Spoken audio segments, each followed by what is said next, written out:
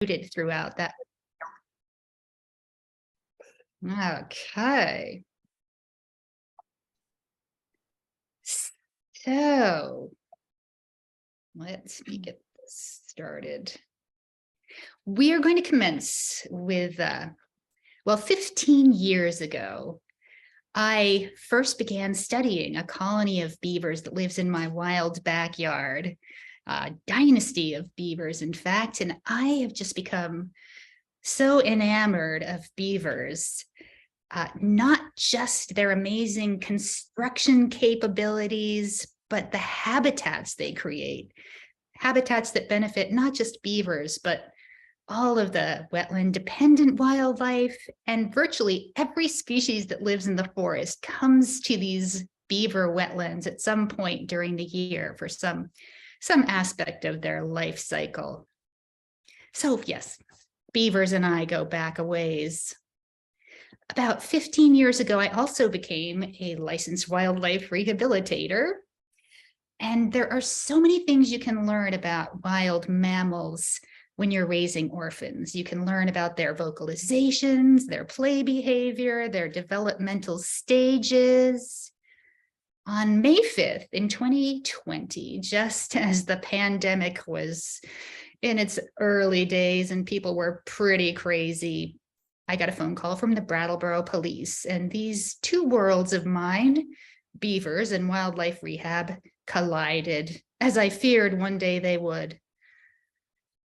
Two little baby beavers were found trying to cross Route 30 in Brattleboro, and because there were so many pedestrians and cyclists out and about in those early days, they were apprehended. And it was right here by this power pole, and you can see that they were living in this little stretch of woods, which is just insane. And their mother had been hit by a car on Upper Dummerston Road right up here. And I went to look to see if there were more kits maybe up near her body. And I found that these babies had been born in this culvert. There was just a little trickle of water that ran down through here. And for a beaver to give birth in a place like that, she must have been in dire straits. Normally, of course, beavers give birth in a nice cozy lodge, and there's a safe underwater entrance, and there's a papa beaver there to help out, and maybe even some kids from the previous year. And in my experience, they all pitch in and help raise and watch the little ones. So not a good situation. I decided I would check and see if there were any more kits. And across the road, there was this little seep that ran out into the pasture, and I followed it. And about 60 feet down, there was this little lump of beaver fur, the beaver that would become Pumpkin. And I squatted down nearby, and I gave a special little greeting squeak whine to this beaver. And he gave me a reciprocal squeak whine and came waddling toward me, and I scooped him up and put him in the box with the other two, and off we went. Now, of course, I had some idea what I was getting into.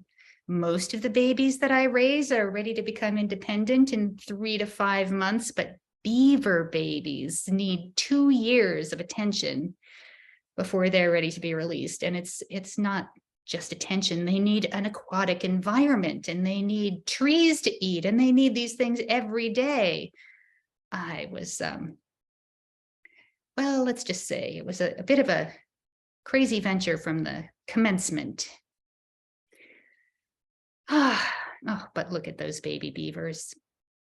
So the first 48 hours are the trickiest for wildlife rehabbers. You've got to get these starving little critters rehydrated and adjusted to drinking from a bottle and a strange formula. And these little guys wanted none of it, until I discovered this little trick of filling up the syringe with milk and then adding a little bit of apple juice concentrate. There's Pumpkin. And that little sweetness right at the nipple got them going, and they would then excitedly drink it right down. So this is old Chub that I'm feeding, and Pumpkin, who was an adventurous rambler, is coming up to see what's going on.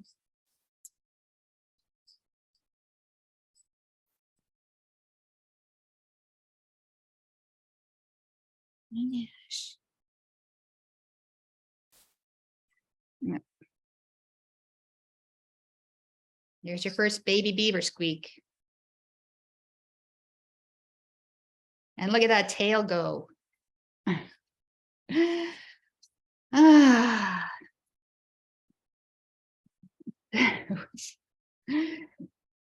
All was fine for the first several days, and then the poor babies lost their appetites and developed diarrhea.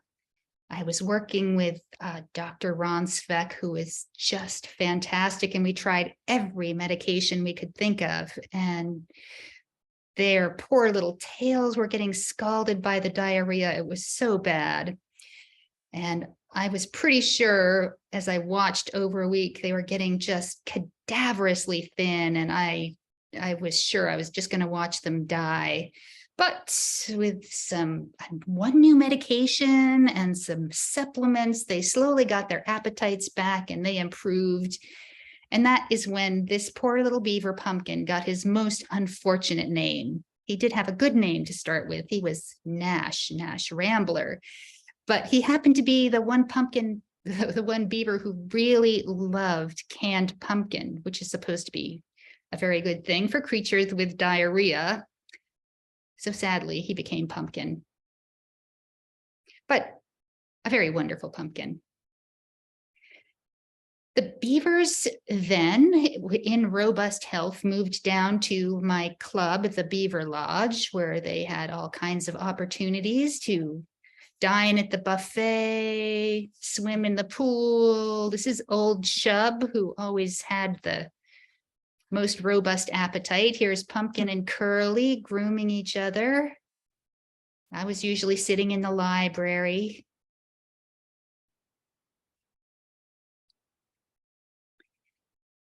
And one day, old Shub, featured in the foreground here, became very lethargic and wouldn't come out of his little nesting spot. And I took him over to the vet clinic, and Dr. Speck couldn't find anything wrong with him. I brought him home. Didn't seem to improve. A few days later, he was definitely very lethargic, and I brought him up to the house and put him on my lap for the day and made calls to try and figure out what was wrong with the little guy. And middle of the afternoon, he just gasped a few times and died. And it was very wrenching.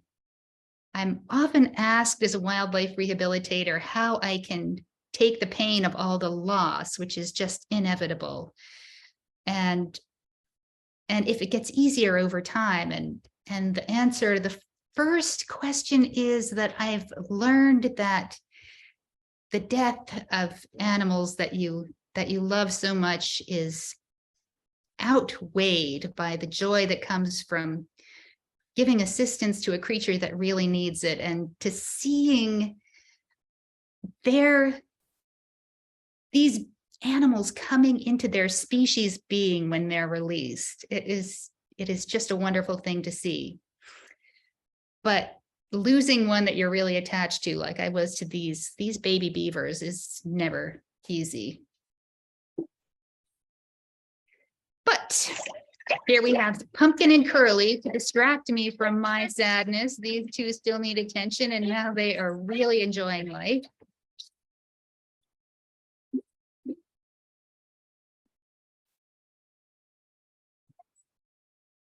We went through a lot of kiddie pools because not only did they enjoy swimming in the kiddie pools, they like to eat them. And beavers always defecate in the water, so their pools needed to be cleaned a couple times a day, which was something they liked to help with. You could not leave them unsupervised. There was no way they were going to leave that hose in the pool.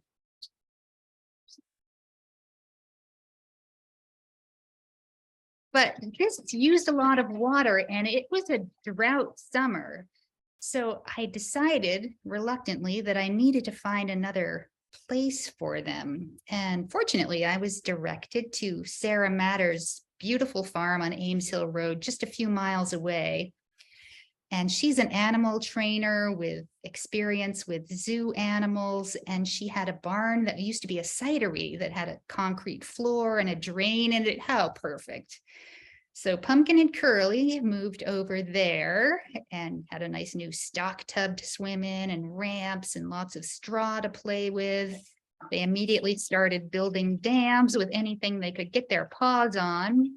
Their dam was built against the ramp that went up to their stock tank. And all was fine. And this is Curly here in the foreground. And Curly, I think she may have been a little traumatized in her being kidnapped as a child. She never really believed I was her mother.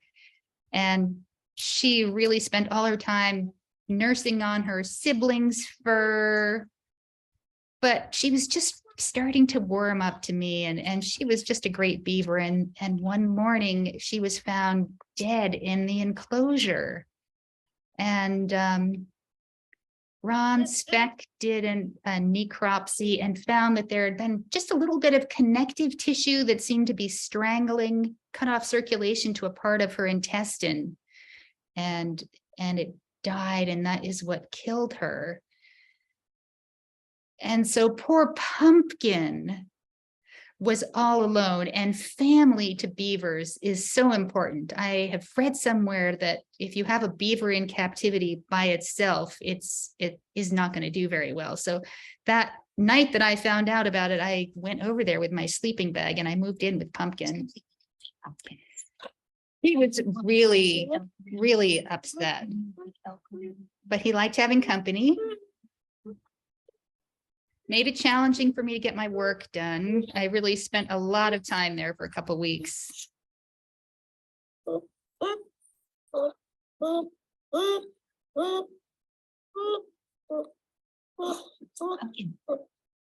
really do.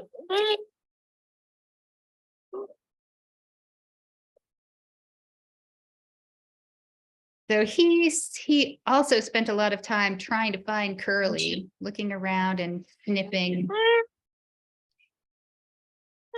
So this is Papa Beaver giving him some comfort.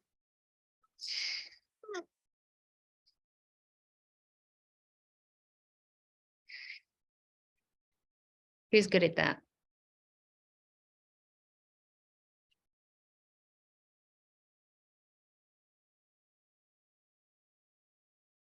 So I learned quite a lot, more intimate details of the lives of beavers, like the grooming is something I mostly watch from afar, but Pumpkin showed me very closely just how they go about this very important beaver task.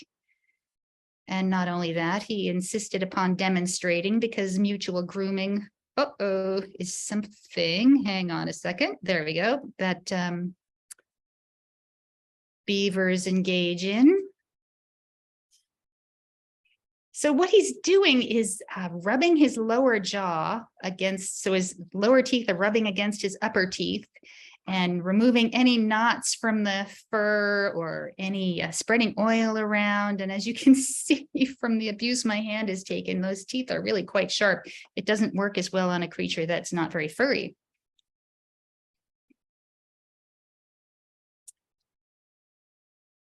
And here's a little, just his first experience of snow.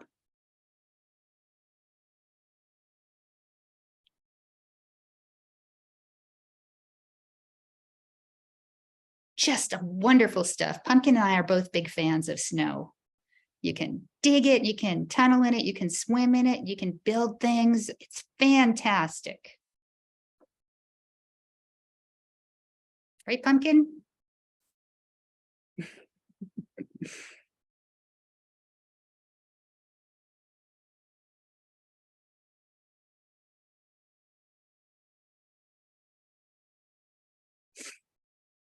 So now I was Pumpkin's sole provider of amusements, and I knew what would really make him happiest was another beaver. And I knew that there was another rehabber in Vermont who had a baby beaver, and he was really hoping to find a match for this beaver.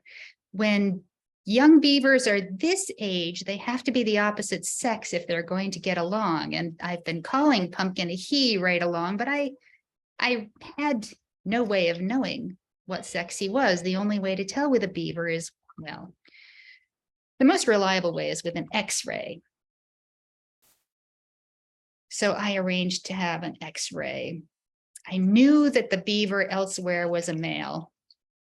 Would Pumpkin be a female? No, there aren't very many vets who can take beaver X-rays and determine the sex, but Dr. Warner was willing to give it a try. What you have to do is look for a special little bone in amongst all those feet and tail bones. Male beavers have a penis bone.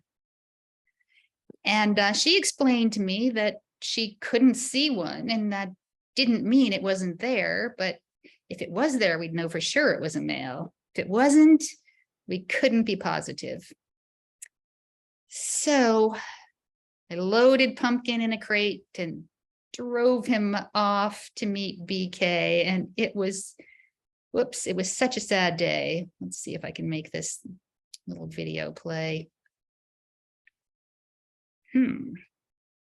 Yes, Pumpkin was a nervous wreck on the way up. This carrot kept him kind of happy, but he drooled and drooled and drooled. And when we got there, BK was waiting in a little enclosure with his friend Laura. Isn't he a fine, handsome, shiny fellow? And Pumpkin was free to roam around on the other side of the fence. He was a little bit interested in BK, but BK ignored him. So the plan was that I was going to spend the night, and the next day I would leave them, and Pumpkin would live in one of the basement enclosures, and BK would live next door, and they'd get used to each other. I went back to play with Pumpkin the next day, and then I had to leave him there, and that was one of the harder things I've ever had to do. But I really hoped it would work out, because I knew that that's what would make Pumpkin happiest in the long term. And BK came with some prime real estate. There was some really great beaver habitat just upstream where the two of them would be able to live. So I got a picture a week later, the two of them near each other by the fence. And then in a couple of weeks, a picture of the two of them sleeping together. And then an email saying, I think your beaver is a male, because when they let the two of them together, they just started to vibrate and then attacked each other. And the beaver keepers leapt into the fray and busted up the fight. And I went to get Pumpkin. But first there was another X-ray, an X-ray that confirmed he was in fact a male, and I was back on beaver duty. That summer, though, John, who had the other beaver, managed to acquire 2 yearling female beavers.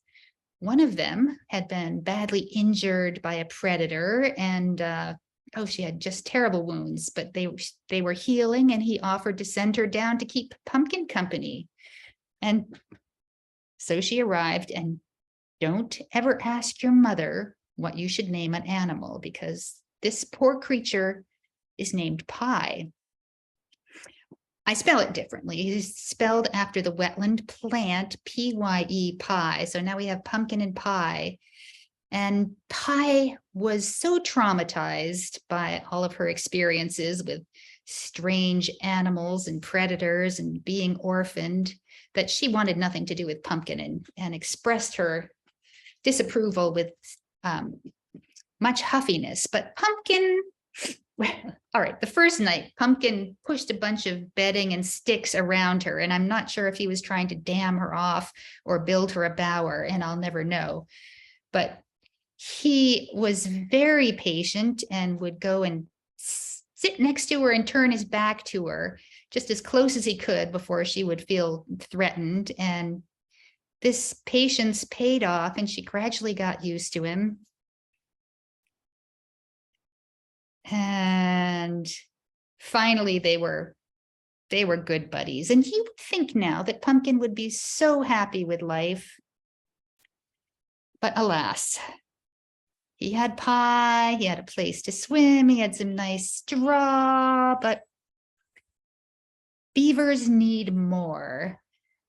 He would spend 10 minutes at a time trying to deepen the water in his stock tank. It was time for these young beavers to move to a place where water met earth, where they could really dig, where they could really be beavers. And I knew some friends who had a little pond and they were willing to have beavers in it. But to keep them there, I would need a beaver-proof fence. I called some beaver rehabbers in Ontario, and they told me what they do is they bury their wire panels 4 feet deep all the way around the pond. And in areas where the beavers are especially interested in digging, they bury them 6 feet deep, and they have about a 75% success rate containing beavers. So this was going to be a daunting challenge, and it's one that probably wouldn't have gotten off the ground but for this guy right here. Skip Lyle to the rescue. Skip is a professional beaver deceiver. He's been solving beaver conflicts for 30 years and he knows what he's doing. And this guy is mythic. When he starts on a project, just get out of the way. He had built a beaver fence in 2 afternoons, and holy cow, you should have seen how happy those beavers were when they were released in this pond. Oh, to be fully aquatic and free to dig. But it's now fall and they've got a lot of work to do if they're going to be ready for the winter. They would need a lodge. And they started out right away looking for a place to dig. And I was trying to help them. This picture shows how this pond was created. You can see that there's a wall of big stones along one side. The bottom is bedrock. So there are a few places where you can dig into the bank to make a lodge. But if that shallow pond freezes during the winter, you've got to still be able to get out of your lodge. The beavers had started digging into a bank over on this right-hand side. I wanted to direct their attention to a gap between the rocks over on this other side.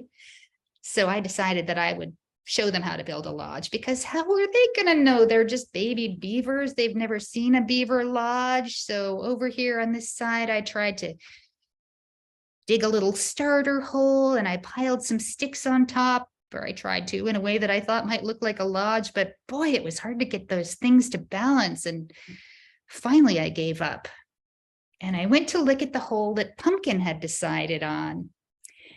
And I said, okay, well, maybe that would be deep enough. So I removed all the barriers to building and let him go to it. And he gave me some lessons in beaver lodge construction. Here's how it's done. First, you dig an entrance tunnel into the bank and dig it so that it inclines upward above the water table. You carry in some sticks and mud, and you take branches and timbers in your teeth and you shove them as hard as you can into whatever they run into. And if they stay there, that's great. Then you go get another one and you lie it across at a different angle and shove it until you meet resistance. And okay, here's a step-by-step.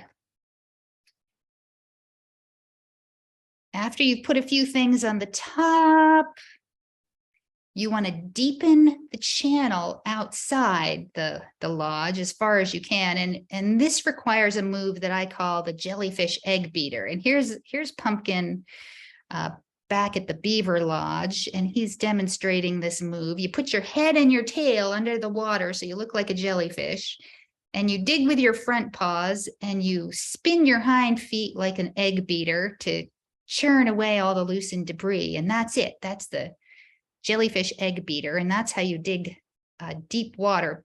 Then you grab a fistful of that mud and you carry it up the bank and you pile it on the top, and that is here demonstrated by B-Bricks on a game camera. See him over here in this snowstorm, climbing up the side of a beaver lodge with an armful of mud. And he made 19 trips over the course of a couple of hours, putting mud on the top of his lodge during that snowstorm.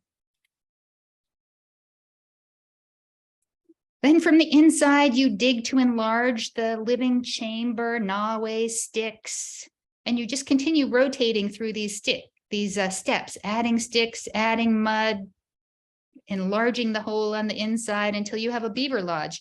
Go back here. This is a little sequence of the development of Pumpkin's first lodge. This is like day 2, day 3, day 5, day 7, day 8. And pretty soon these 2 beavers have got quite a lodge. And then you carry up all the mud. Just don't mud in the top because that's your vent.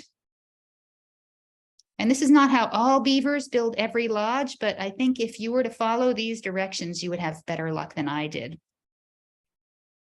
Here's Pie working on the lodge. All right, so little secret here. Well, Pumpkin is doing most of the construction on this lodge. Pie has dug a bank lodge, and that's where the 2 of them ended up spending the winter. They would go into the lodge Pumpkin built just for feeding, and then they would go sleep in her lodge. Now, because they built right against the wall of the enclosure, I had a window into the lodge, which was really cool. And here's Pumpkin doing a little interior design.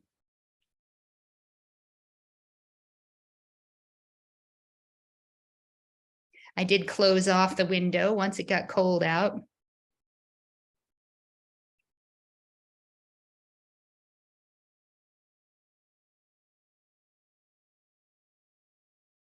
So now Pumpkin and Pie are in a pond and ready for winter.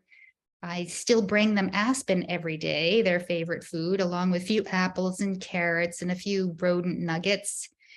And I'm wondering, these 2 young beavers, a male and a female, are in an unusual situation. Ordinarily, beavers are with their families for the first 2 years, so don't have an opportunity to procreate.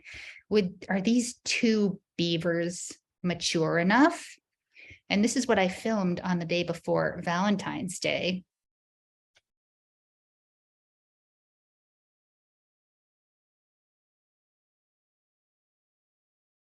Pumpkin, what are you doing?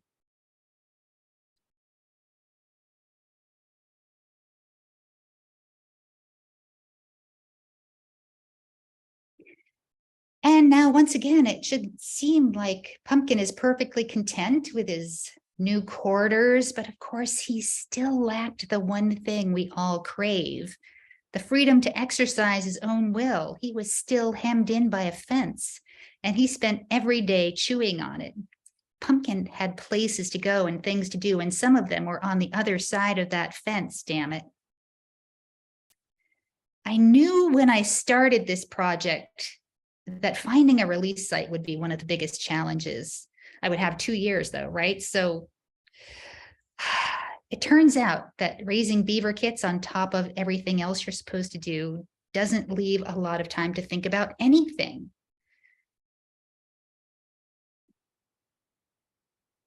What do you need for a perfect release site for beavers? Well, for one thing, it has to be well away from humans and their infrastructure, or in an existing pond where the beavers would be welcomed, or it has to be at least a half stream mile from any other beavers because they're extremely territorial. The perfect pond would also have an abundant source of beaver food growing in or near the water so that beavers wouldn't have to spend a lot of time on shore where they're very vulnerable to predators. And last but not least, it has to be in an area with lots of potential future home sites. And none of the places I knew of qualified. So one day in March, Pumpkin decided to take matters into his own diggity little paws and dug a hole underneath the fence.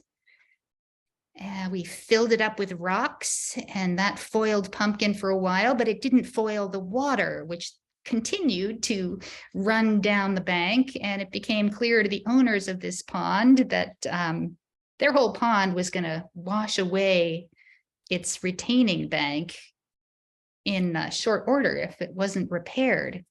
So I had to find a place for these two beavers, and I had to find it very quickly. This is a pumpkin demonstrating how important it is for beavers to keep the water open on their ponds. So I thought I knew of a place that would have to do. It wasn't ideal. There were a lot of predators, and it was remote. There wasn't a lot of food nearby, but it was nearby. So my plan was I would lure the beavers into a crate, and I would haul them up over the mountain on a utility sled. And I had a crew lined up to help me, but I couldn't get the darn beavers into the darn crates. At least I couldn't get Pie in there. And I spent a couple of weeks on this project trying to get them both at once. And finally, I was down to just one crew member, and the snow was melting fast. I had one night left to catch the beavers and give them a ride to their new home. And I was waiting down there that night. Pumpkin was hanging out with me, but I couldn't find Pie. And as I thought about it, I realized I had not seen Pie for a couple of days. And then I remembered that there'd been a couple more holes dug in the fence, and they had since been repaired. And it occurred to me that maybe Pie had been fenced out and was on the other side of the fence somewhere. So finally I set off to look for her. And it was nighttime, and I knew where she would be. There's another little pond about 2/10 of a mile away downstream. So I headed down there, and sure enough, I found signs of fresh digging, and there she was. There was Pie, and she gave me a very happy squeak moan. So I thought about it, and I said, this would not be a bad beaver starting home. It was 9:00 p.m. when I went and knocked on the door of George, who owned that pond, and said, George, please, could a couple of beavers live in your pond? And he said, well, okay, temporarily. So how to get Pumpkin there? I went back up to the pond and opened a hole under the fence, and that beaver is a funny little recording that doesn't really show the beaver, followed right on my heels, and we walked down through the woods to George's pond.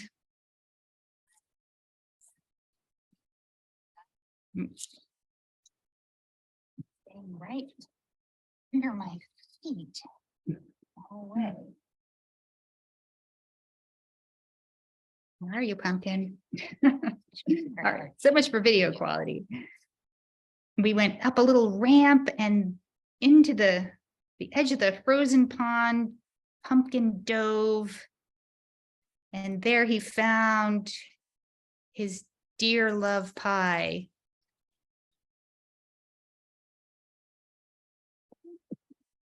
And he was so happy to see her, and she was so happy to see him.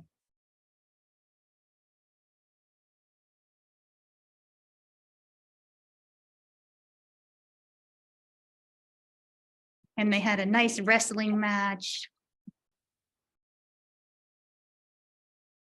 That's the two of them over there.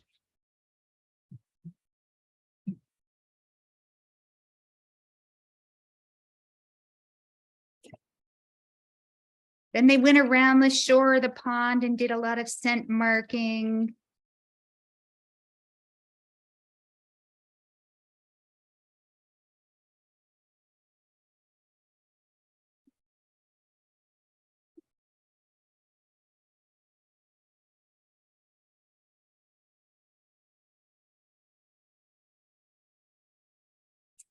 And watching Pumpkin really free to be a beaver for the first time was just such a joy.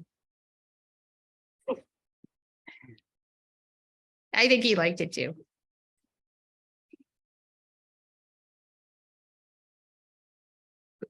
And now we get some more. Oh, some more beaver exploring, and some more lodge building lessons. This was just fascinating. He's got this unwieldy branch that is not going where he wants it.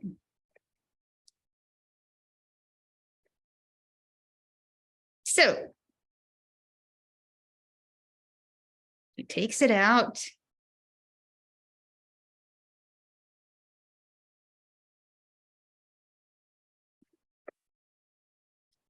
Around the tree.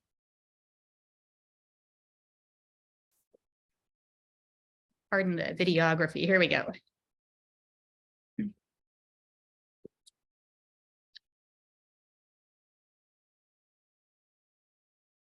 And now, from a slightly different angle, in it goes.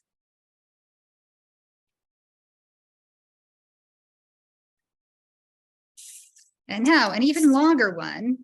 This one too long to go around the tree. So into the pond he goes. Turns around in the pond. Comes back up. On the near side of the tree. Now I've gotta run over and get back in position. There we go. And that's better. So interesting. Very serious work, but he's still a very silly beaver.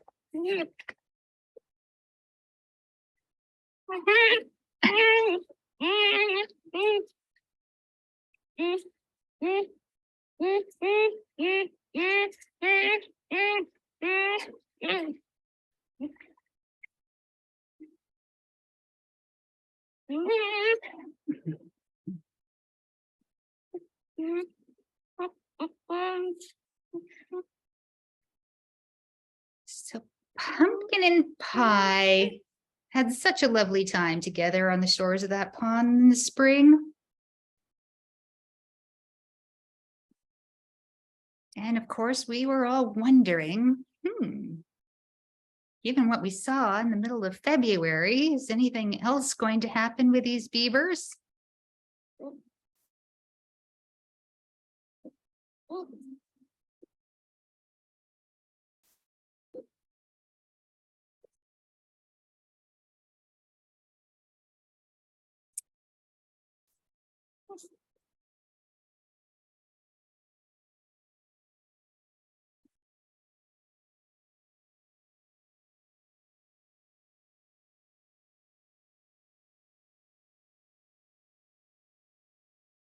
In late May, a friend came to visit from Washington State, Jen Vanderhoof, who leads the King County Beaver Working Group, and she is as crazy about beavers as I am.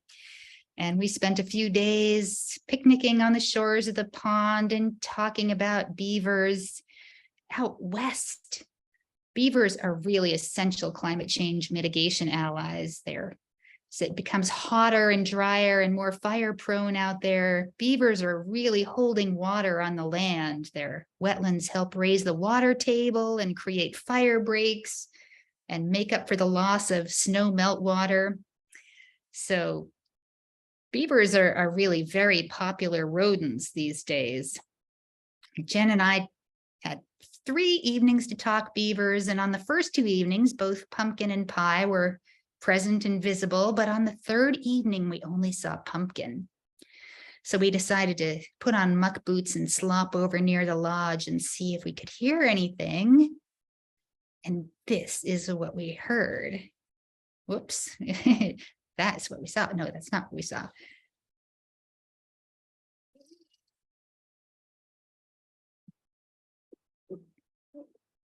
The low sounds are Pie.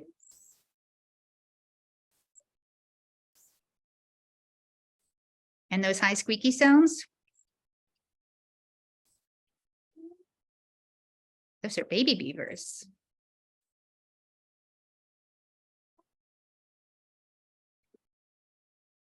baby beavers spend their first month of life in the lodge, even though they're born fully furred, eyes open, active. It takes them that long to be able to dive and get out of the lodge. And it gives them a nice buffer of safety to grow and develop. And their parents will be bringing them food. So it was, I think, June 4th when this thing finally appeared. And with parents named Pumpkin and Pie, of course, Jen Vanderhoof thought that the baby should be named Nutmeg. This is Nutmeg.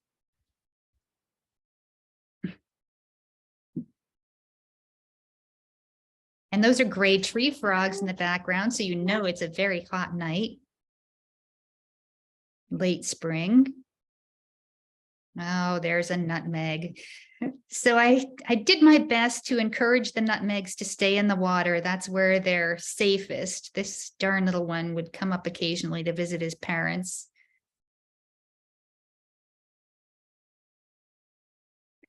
And within a week, I had a pretty good nutmeg count. Let's see, there's one nutmeg.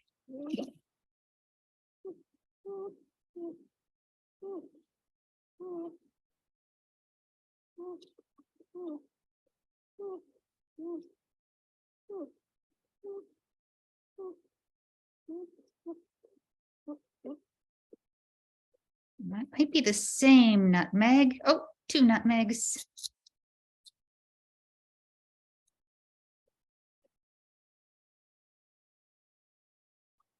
Three nutmegs. And that's what we have. Three little nutmegs who had a wonderful summer with their parents, Pumpkin and Pie, at George's Pond. Now we're into singing insect season, so it's got to be August. And Pumpkin, by all measures, is now a successful beaver. And I wish the story could end right here with they lived happily ever after. And in some ways it could, because if you're a successful creature, you're a creature who is reproduced from a genetic standpoint. So yay, Pumpkin. But as is true with all fairy tales, there are untold chapters that follow happily ever after. Am I right? Do you ever wonder about how the princess and the fool get along once they learn about each other's annoying habits? Well, in the case of Pumpkin and Pie, their problem is that they need another home. They need to find a perfect home. And now that I don't need to do water changes every day and deliver food, I'm hoping that I'll have the time to find them the perfect place, a place where they'll be free to do the very important habitat creation that beavers do, creating that shifting mosaic of wetlands and shrublands, and a place where Pumpkin will really be free to be Pumpkin. And if you think you know of the perfect place for beavers, I'm hoping you'll let me know, and then you could be the one telling the next chapter of Pumpkin's life. And that's where we're going to leave him. I like to think that he and Pie and the nutmegs are all sleeping in their cozy lodge tonight underneath the ice of George's Pond, but in the spring, they will need to find another place.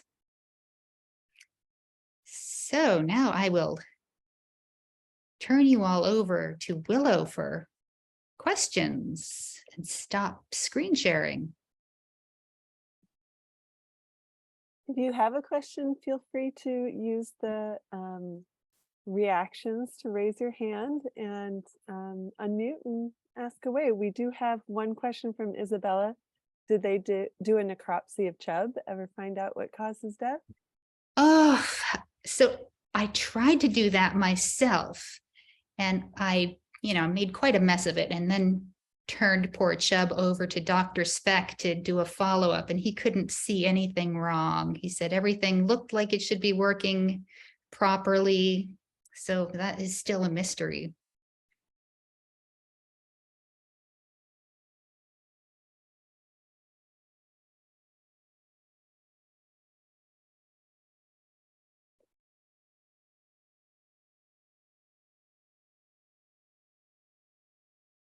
Does anyone know the perfect place?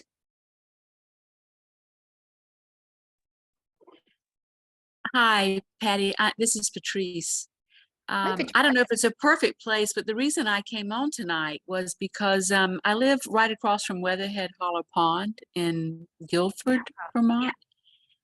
And there's two beaver lodges here. I don't really know anything about beavers, but I've seen them early in the mornings on occasion.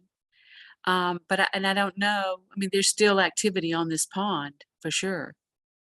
But I have really been paying a lot of attention to Weatherhead Hollow Pond lately, actually, and all of the streams that lead from it, because I'm doing some work in Guilford, and there's just so much potential beaver habitat there, but it's so close to Weatherhead Hollow Road that you've got to have a lot of neighbors who are willing to tolerate having beavers. But thank you for mentioning that spot, and I'll think about other areas along that road. yeah, or if there's anything that we can do, I mean, certainly the people that live on Baker Cross, all of us would be willing to be beaver lookouts or whatever you need from us. I mean, Oh, that's great. most of the people that I know here are willing to do that. But you know, certainly if there's things that you need from me, I would be happy to try to connect neighbors with you or whatever. I will make a note of that. Great.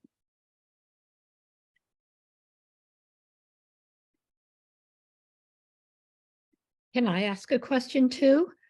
Yes, please. I'm just curious. I'm from Marlborough too, and wonder about all the land between Moss Hollow and Butterfield Road, which, Patty, I know you know well.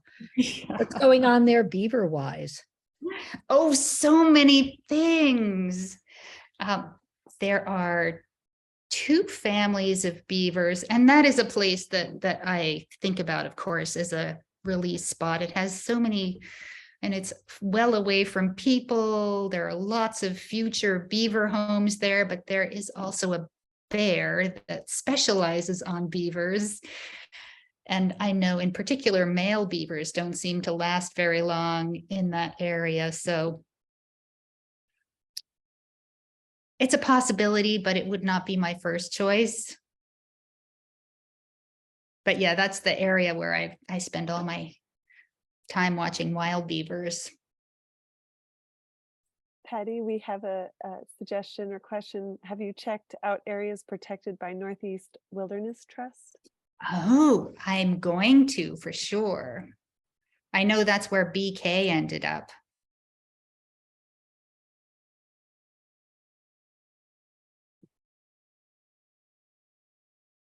Will you be moving the nutmegs as well? Yes, they will all have to go together. And how will you get them to go together?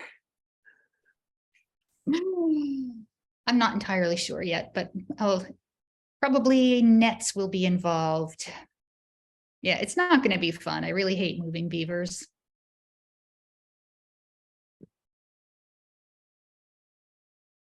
Any other questions or suggestions? I see Chapin is wondering about otters and beaver kits. And I have been told that otters are a potential threat to beaver kits, and they can certainly get into a lodge, but they don't want to mess with big beavers. And I also, there's a wonderful book. It wasn't Lily Pond. There's another book written by a beaver watcher who observed otter kits, or rather otters and beaver kits swimming around in a pond together, and the kits didn't seem to feel threatened in any way by the otters.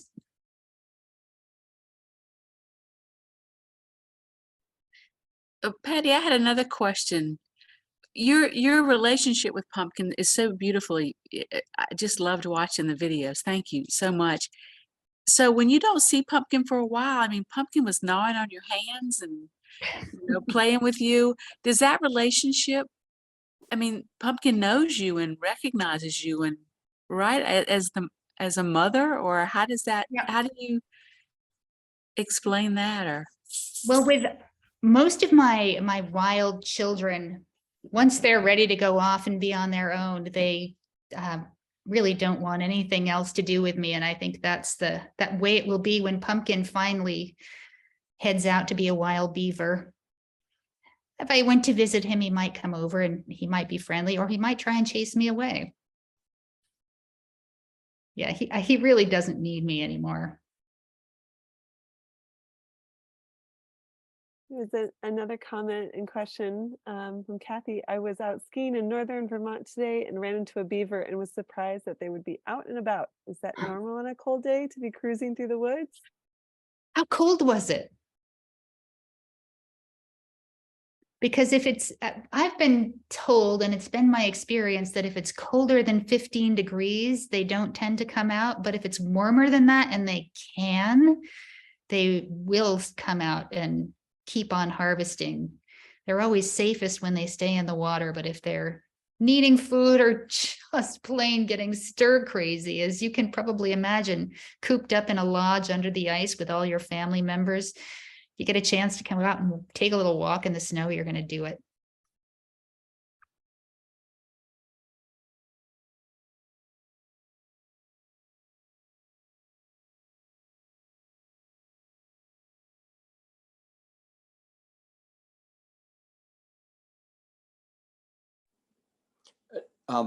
If it's quiet from what I could add, the reason I asked that question about otter is that I'm from Williston, Vermont, and we have both otter and beavers in Allenbrook in our town.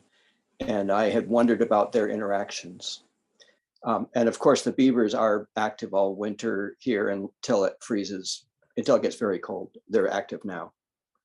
Oh, nice. Do you have opportunities to watch the otters? Well, I was actually tracking the beavers and saw otter prints. And so I put a trail camera where it was, and I got wonderful pictures of them. This was last summer, actually videos. It was a family of them, and they jumble around and they sort of tumble with each other. So I got some nice video of them. Oh, you're so lucky. I just got trail cameras this year, and I have got some nice little mink videos, but I want to see those otters. I can send you a link to a Google album that includes that. Wonderful.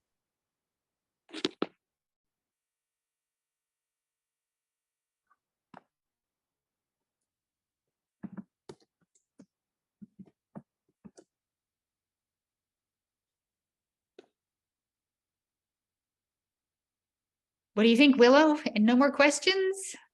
I think that we're wrapping up. Thank you so much, Patty. And thank you everyone for coming. And we will be sending a recording out to everyone who came. So you can look forward to sharing that, and hope to see you at future Beak events. Thank you. Thank you. Bye.